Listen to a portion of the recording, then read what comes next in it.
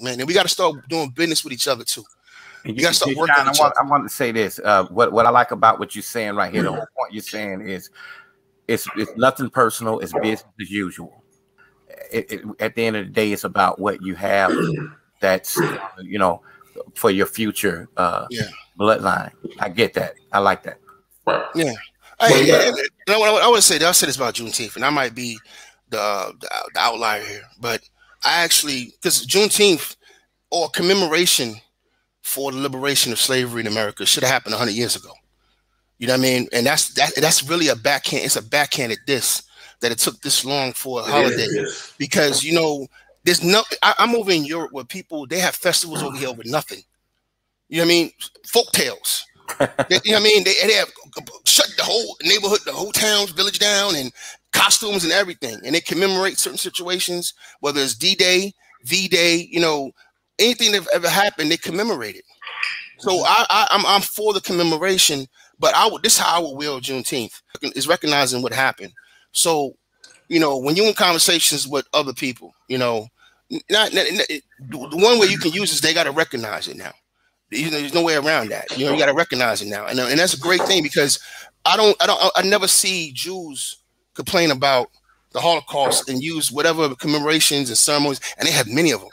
They have a lot of them over in Poland. They have them over here in Germany. They have a lot of things, and they'll never come back and say they're being re-traumatized again. No, they use their pain. They use their pain. They use their suffering. But the difference between them and us is that they come together and we don't. We need to come together with a mindset saying never again. And what happened to them is not going to happen to me. So I have no problem with looking at the past, because that is our past, and the past informs me of how real, how ugly the world can be, and how painful it was for my great-great-grandmother, my great-great-grandfather. You know what I mean? What they came through. So I know I come from good stock, because we survived that. And a lot of people in the world could not and would not. You don't see a lot of Native Americans walking around, do you? You understand me? So we survived a lot of stuff out here. You see them in Reno. You see them a little bit in but they used to be all over. They used to be all over America at one point. You understand what I'm saying? They used to be all over the continent. So my point is this, man. Like we have a tough stock. We're half crazy because of the things we went through, and we're gonna have to establish new order. There's no way out of it. We're gonna have to work our way out of it. We're gonna have to start thinking long term through bloodlines. We're gonna have to raise the generations we want.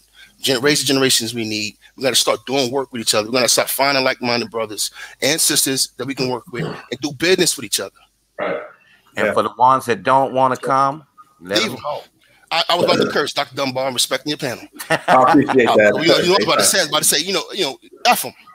Yeah. We ain't got time. This is war. It's kind of like we're war, and it's like triage, right? On the war battlefield, there's some people you can patch up. You know what I mean? There's some people you can't. Some people dead, man. You give them morphine, and if you can't give them morphine, then don't give them morphine. Just move on. Yeah, I agree. I'm gonna say something going back to what Rael said, and then I'm gonna take us into closing statements because we got to go out and have a Father's Day dinner. But I think going back to what Rael said,